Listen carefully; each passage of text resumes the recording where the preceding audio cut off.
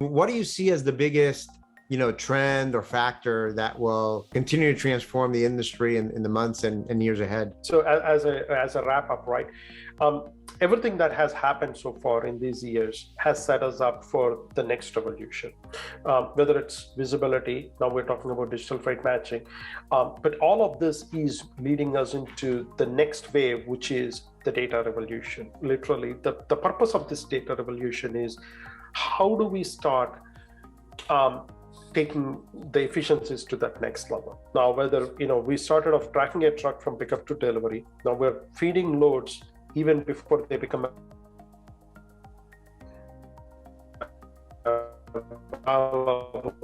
based on their lane preference, and we're putting 2-3 loads at a time in front of them. So from this point onwards, we'll be leading into the next wave where we'll have enough data to start predicting, hey, this is the rates if you wait for 4 weeks, this is how much you will be charged if you want to move a load, versus if you move on this day, this is how much you will be charged, right?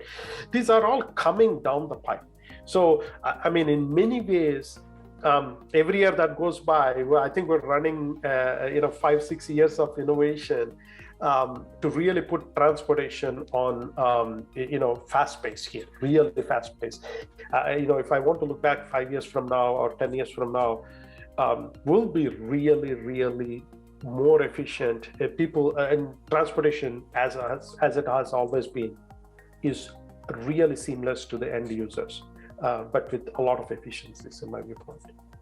Yeah, I mean, I think, that's a key word there, efficiency. I think when you look at all of the factors, whether it's, continued growth of global trade, obviously e-commerce, and so many other things. I mean, the only way that we're going to be able to sustain that growth and meet these market demands is, you can't add a ton of labor, right? There just isn't enough labor. Capital investments, you can't add, capital, warehouses and trucks and so forth at a fast enough pace to keep up with it.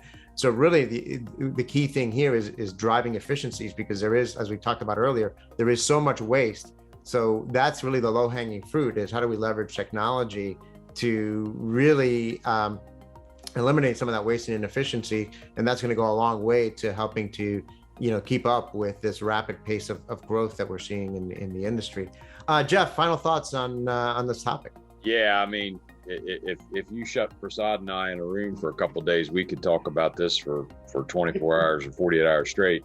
Yeah, this is just good stuff. I mean, this is sort of the direction, and this is what excites me. And it always is fun in the sense that most brokerages are some of the most progressive, freight movement people around. We look at data really close and really value it. And if we can get more into sort of that, predictive freight analytics of, one of the things we always looked at for years is how many loads are posted, in a lane or something like that. But that's not really a true measurement, because, that same load might be posted 5 times by 5 different brokers or whatever. But now that we can have real data of real trucks that are actually moving in certain directions, to me is really exciting, because we can start to be out in front of some of that, just looking at the way that freight patterns and way it's moving, to really be able to say, holy cow, we're starting to see a lot of trucks move into the Northeast. What's that telling us, right? And and Prasad mentioned this earlier, this industry is all about speed, and just those incremental of picking up trends 4, 6, 8, 12 hours in advance is huge. It's huge for our carriers, it's huge for our customers, and it's huge for our people who are, the most important part of the equation, trying to make the freight move. So that's one piece of it. The other piece for us is that we're excited about is having all this visibility data now is really helping us have really constructive conversations with our customers on dwell time and bad receivers and bad warehouses. Some of the meetings we've had recently, when we can put real data in front of them and say, this warehouse in Toledo is horrible, and it's eye-opening to the customers, and it really helps them understand what's wrong in their network, because at the end of the day, they talk about being shipper of choice. Well, now we can provide them really good data to say, you've got to fix that warehouse, or we're not going to go there, or two, don't complain when my rate is $1 more a mile on that lane because we have to sit there. So it just, all this data is just really helping to drive really constructive conversations with our customers. And to me, that's the exciting part about it. And to Prasad's point, I think we're just getting going. Yes, no, I agree with everything you said. Certainly, becoming more predictive, becoming more proactive versus reactive.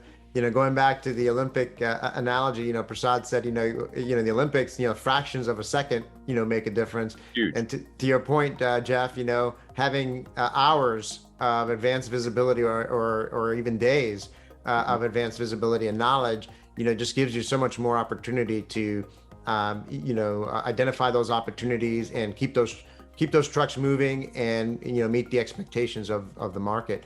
Well, Jeff, Prasad, as always, we could talk for hours on this topic, but I appreciate both of you making the time to, share your insights and advice. And I think we got a good, you provide some great food for thought for our audience. So again, thank you. Very good. Appreciate being able to be here. Thanks for the opportunity. I want to thank those of you that joined us. If you're watching this episode on demand, either at the Trucker Tools website or on Talking Logistics, and you've got a question or a comment for Jeff or Prasad, you can post it there, and I'm sure they'll be more than happy to respond via that medium. Again, thank you for joining us, and look forward to seeing you in a future episode of Talking Logistics. Have a great day.